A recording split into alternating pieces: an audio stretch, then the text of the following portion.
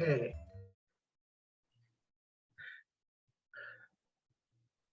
All right, I just So, started recording on my end too. so great, Alia. Thank you so much for spending time with us today. And what we would like to start out is learning a little bit about what you're doing, who you are, what you're doing. So if you want to give your name and your position at Edvestors and a little bit of how you got to this role. Absolutely. Well, one, thank you so much for having me. I love the idea of this podcast and I'm excited to be here today. My name is Alia Verner. I'm the Director of Strategic School Support at Edvestors, which is a Boston-based school improvement nonprofit. Our mission is to advance equitable, meaningful education so that all Boston schools are preparing all students to activate their power and shape their future. And how we define power is students having a sense of ownership over their own assets, abilities, and agency. So in my role as Director of Strategic School Support, I oversee our Racial Equity Seed Fund initiative. And really the goal of that is to build an action-based learning community with a variety of different constituents that are working in the education space, school leaders, educators, district leaders, nonprofit folks, students and families, all working on really deeply understanding the root causes of racial inequities in our school buildings, and then coming together and developing action ideas around those. I think a core component of the Racial Equity Seed Fund initiative, which I know, Hardin, you are one of our core partners there, is really that it's grounded in this elevation of street data. So really focusing on elevating the lived experiences of those most impacted by racial inequities, which we identify as students and families. And so it goes beyond just listening to students and families, but helping to position them and building structures so that they have decision-making powers and they're the solution designers to those action ideas. You've used the word a couple of times that I think a lot of people are finding it may become one of these trigger words or confusing words. Use the word equity. And so for you and Edvestors, the people you work with, when you just think of equity, what does that mean to you? And how do you define it? What does it mean? Yeah, that's a great question and I completely agree with you. For me and at Edvestors, equity goes beyond just access to opportunities, but when we really think about achieving equity in education, demographics, statistics, information should no longer be predictive of student outcomes and opportunities, period. And so that's like that end goal vision that I think, everyone in Boston is collectively striving towards. And then there's some delineation between like equity and racial equity. And I think also some confusion between equity, justice, diversity, inclusion, and like, how do you differentiate all of those? And I think the word equality in there too. Equity, equality, and the confusing. So and this is a distinction so there are outcomes we want, we think are reasonable and in a caring community that really lifted up the well-being of all children. There'd be these outcomes, and one of them you suggested is that you wouldn't be able to differentiate outcomes by race and economic background. Yes. And I would also add, your language status, if you're an English language learner, whether abilities, other demographic information as well. And so in that context, is equity part of the process, or is it part of the outcome? That's where I get confused the way we use the word equity. Is it a process variable that if we're equitable, we will achieve this outcome? It's part of the system we have to create. Or is it also one of the outcomes we want? We want an equitable system. Is that an outcome? Yeah, that's a really great question. For me personally, I see it more on the outcome side, but there's equitable processes to get to those outcomes. So when I think about equity, I think about the structures, the barriers, the distribution of power within our system, the oppression that certain students, young people, and families are feeling, especially families of color. So that's how I see equity. And then I see, maybe it's more like the justice lens that gets more at the process, right? When I see and think about racial justice, it's about addressing conflict, redistributing that power, positioning those most marginalized and those most impacted with decision-making power. So maybe the justice part is more the process and the equity is the outcome. So how did you get into this work? What drew you to it? And the many choices you would have had, what drew you to this type of work? I love questions that start with whys. I'm going to give you my short why because Mhm. I could go on for a long time. But I think, it's my interest in education and racial equity in general really began in high school. I became really aware of the inequities in my own high school that I was experiencing. So my high school was a large high school, urban high school, majority students of color. Yet when we looked at who was in AP courses, honor courses, who was getting into the top colleges and universities, there were clear gaps, opportunity gaps, academic gaps, and I really questioned why. On the other side of it too, when I looked at, who was represented in our student government, who was participating in clubs and activities, most of the people of color were only on the sports teams and recognized on sports teams, but that representation and their voice was not captured in many of the after school activities that our high school offered. And, for me, that was like, why is this happening? So that why, I think really sparked my interest in education. And then when I went to college, I became very acutely aware in the first 2 weeks that I did not get the education experience that many of my surrounding peers had, particularly in mathematics and writing instruction. And I had to go, at Boston College, do tutoring for the first 6 months, because even though I was taking AP and honor courses at my high school, it did not prepare me for the level of rigor that I was experiencing. So that was another window. And I think the third reason is I was really fortunate enough to have some incredible mentors and educators and coaches in my life that really helped me get through some of the challenging circumstances that I grew up with, and really were influential to me, inspired me, and believed in me. And so I think both of my own education experiences and then just seeing what the power of an educator can have on someone really inspired me to go into teaching. Yeah. And then once I got there, right, I think this is going to be probably a familiar path of a lot of educators, right? It's many teachers in Boston go in knowing the systemic barriers that are set up against people of color, particularly in our education system. And it's one thing to know, and then another thing to feel it and see it every day with students that you deeply care about and love, right? And then that why just kept coming bigger and becoming bigger and bigger. And that's how I really got into being passionate about how do we change the system. And so that led to like community organizing, grad schools, research, all these other paths. But that's like the short version of my why. But you said something that I think one of my privileges is I get to talk with people across broad spectrums, from economic, age, skills, talent. And this theory of the system can change is not universally held. I know I'm hearing a lot, and particularly some of the 30 something, 40 something people that I'm engaged with, who will say, well, the system is it's just a failed system, and we just have to figure out how to get out of the way when it collapses on us, and what are we going to do about that? Changing it, I can serve kids in it, but changing it is unrealistic.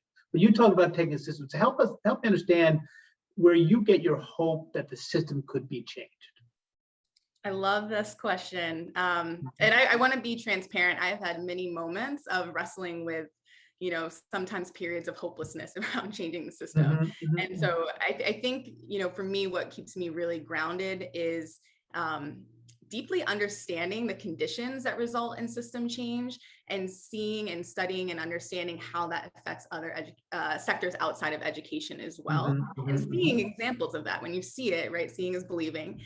So when I look at system change, it's really complex, right? I think too often in education, we focus on just a layer of policies, practices, and resource flows, but we don't get at the other layers of system change that are more influential and lead to transformative change. So we look at like relational change between relationships and connections between people. What are the power dynamics at play?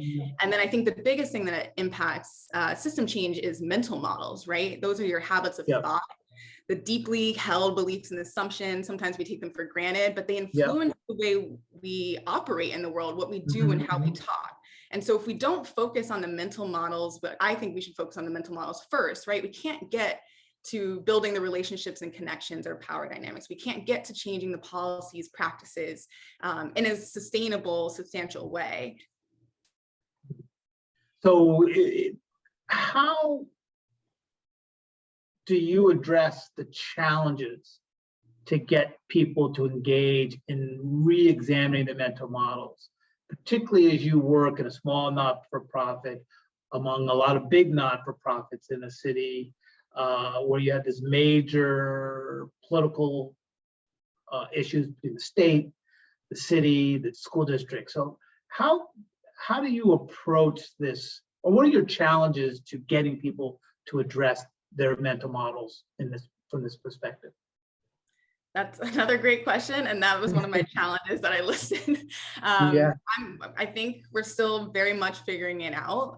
From my experience, so what I've seen is the power of the seeing and the doing. Once people actually experience, then it starts to really shift the ways people think and operate in a school. And so I think of an example of, and I know you know this, but in our Racial Equity Seed Fund, like part of a core component of that work is positioning students as decision makers within a school building, and moving beyond, MCAS data, classroom attendance, classroom grades, but really getting into asking students, what are your experiences here? And we saw many examples this year in this cohort of, just asking students those questions and putting them in positions where they can make decisions and share what they're truly thinking, started to shift the ways in which adults thought about student leadership and empowerment, led to then structural changes in the school building for the following year. So, we had 2 examples of schools who completely redesigned their schedule to embed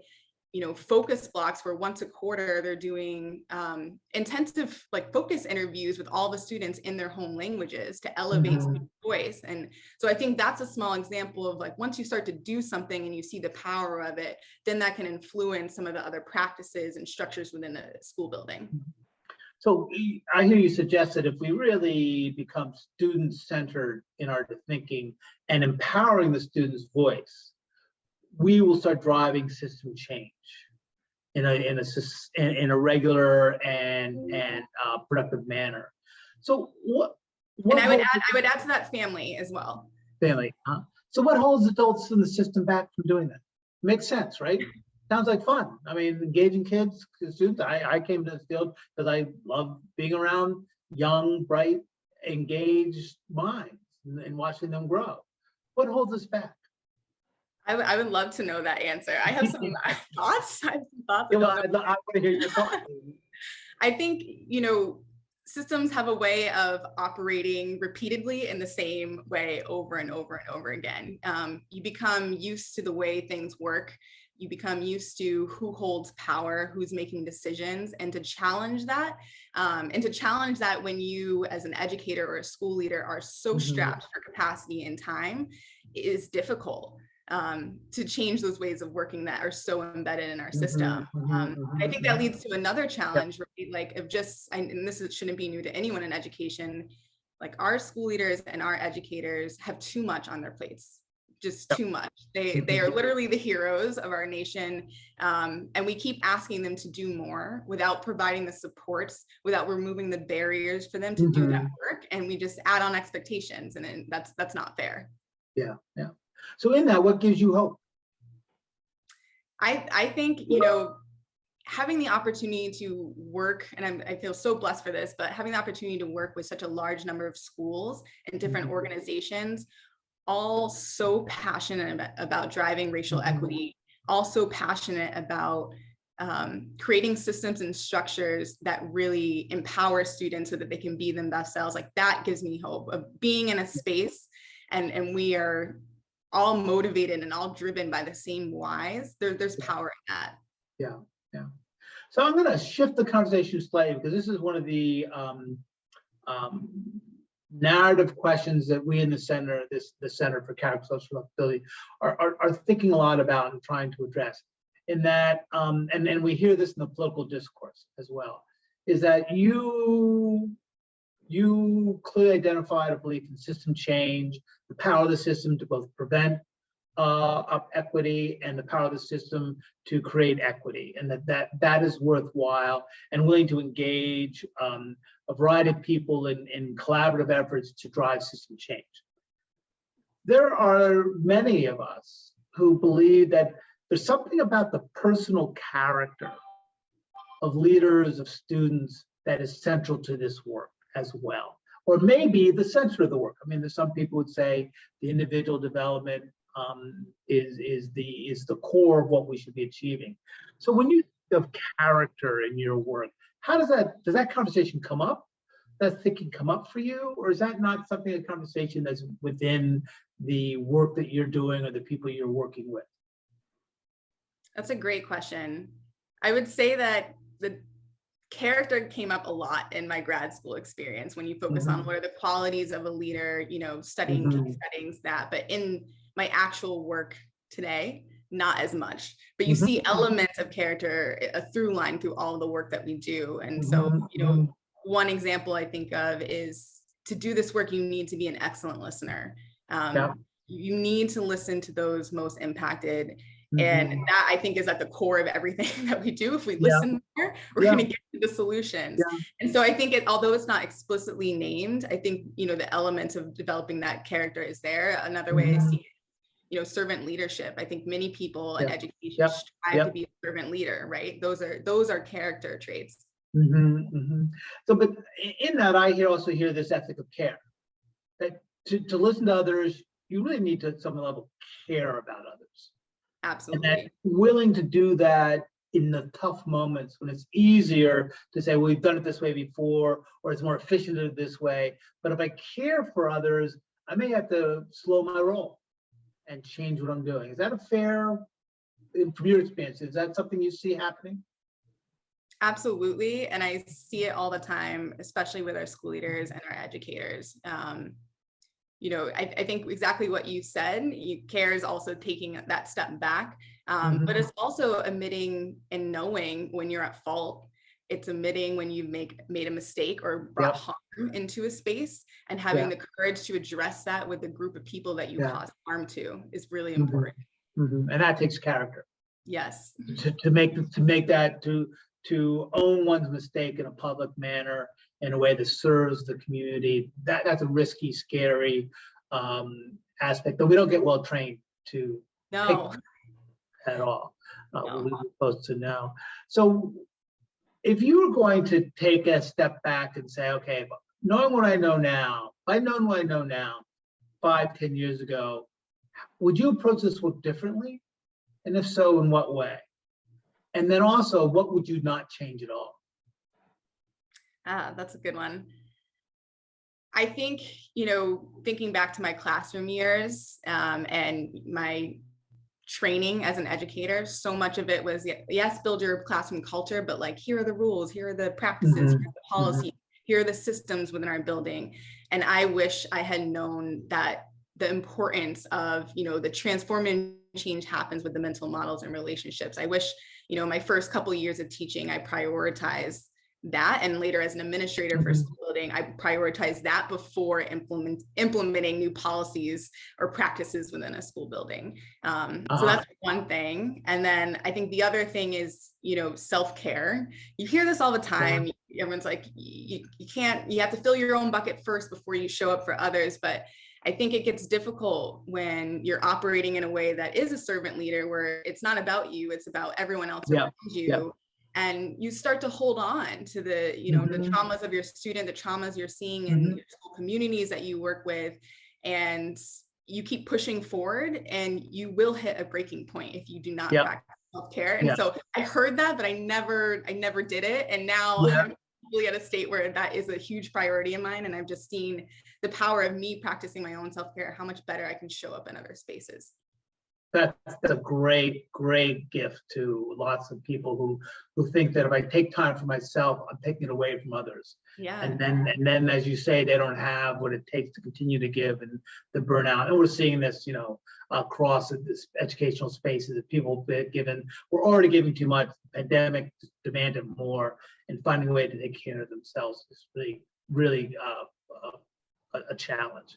But before I let you go, I want to ask, what are the, and this is, I'm stealing shamelessly from Ezra Klein's podcast, but not what are the 3 things you would recommend reading, but what are the 3 podcasts or books or articles that you, as people kind of search for ways to drive equity in their work in a way that's caring and fosters our ability to help children flourish.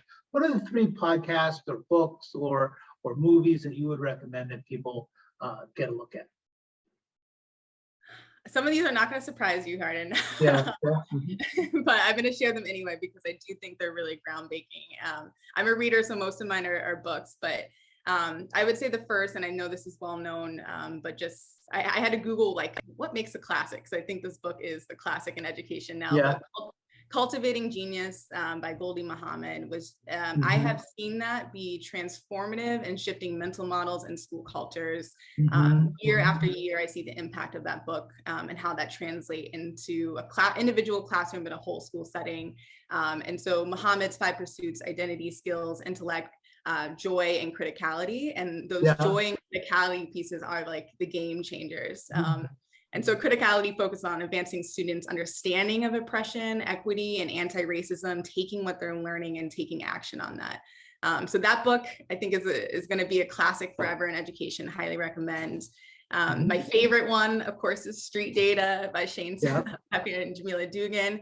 Another, I think, change maker book that helps. I think too often we focus on, that high level data without getting deep enough to understand the experiences of students and families most impacted. And this book gives you the ways in which you can do that and shows you the power of that.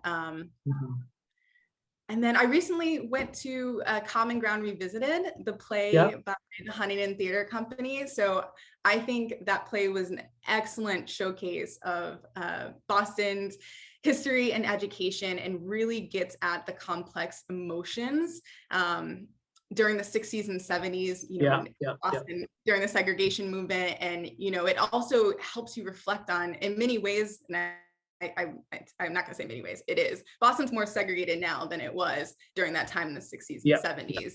And so it helps you reflect on like how much has changed and what hasn't changed. But really puts you in a place of empathy to really understand other people's experiences during that time. Oh, great. Well, thanks so much for sharing time, and most important, thank you for the work that you do and to kind of work on our system so it's better able to take care of all our children. So I want to thank you for that work and for sharing your time with us. Likewise, Hardin. Thank you so much. It was so great to be here.